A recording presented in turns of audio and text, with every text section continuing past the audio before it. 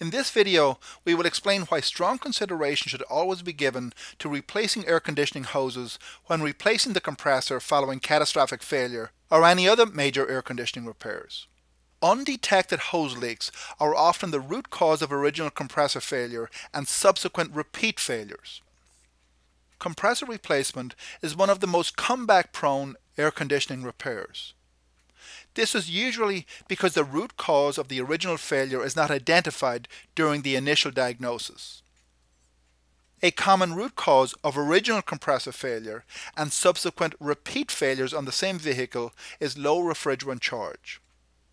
By the time the typical vehicle comes in a repair shop with a failed compressor, the air conditioning hoses will have been subjected to thousands of underhood heat cycles.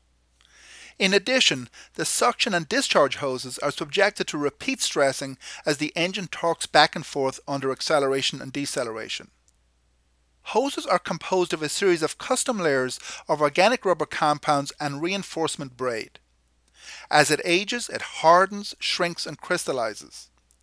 This deterioration can result in micro leaks at hose crimps. Since PAG oil does not dissolve in R134A, there is usually no telltale oil stain at the point of the leak.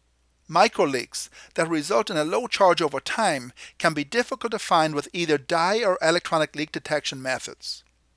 Yet small leaks that result in a low charge over weeks or months can mean death for the compressor. Let's understand how this can happen.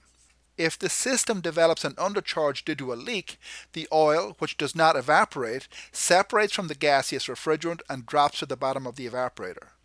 Now, only pure refrigerant, which by itself is a powerful degreaser, returns to the compressor. This washes down the vital lubricating film of oil from the compressor moving parts. With no lubrication, the compressor starts to wear and fails rapidly. And so you can see how an undetected leak is often the root cause of a repeat compressor failure months after the original repair.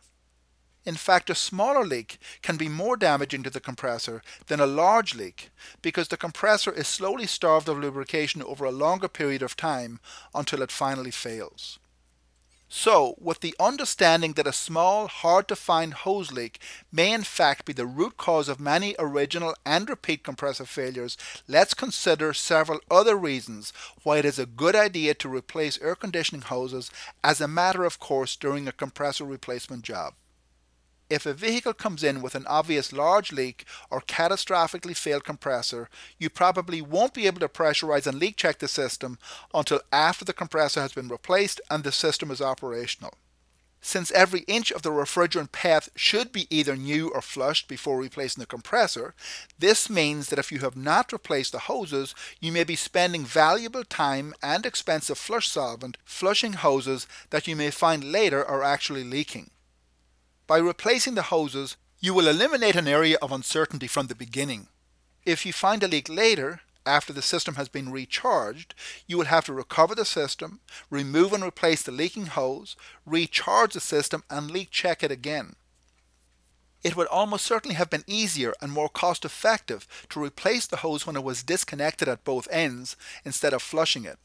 In many cases, the cost of labor to perform the flush and the cost of a quality flush solvent may exceed the cost of a new hose. Remember, you are not just eliminating the inconvenience of finding a leak immediately when the repair is complete, but the much greater cost and inconvenience of a catastrophically failed compressor weeks or perhaps months later due to a lack of lubrication from a low refrigerant charge. Also, fine microscopic abrasive particulates from the failed compressor may be embedded in the interior barrier of the hose lining. These abrasive particles may not be readily removed by normal flushing. Instead, they are released back into the system over time as high-pressure refrigerant courses through the hose. Then, of course, they find their way back to the compressor, leading to yet another failure. Many hoses also have filters or mufflers in the line that make them impossible to flush.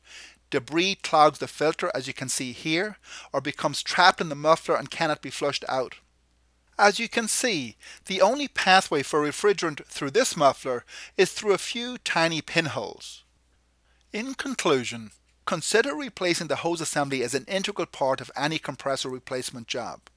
The saving in time, flush and labour, plus the increased confidence in the immediate outcome and the longevity of the job is well worth it.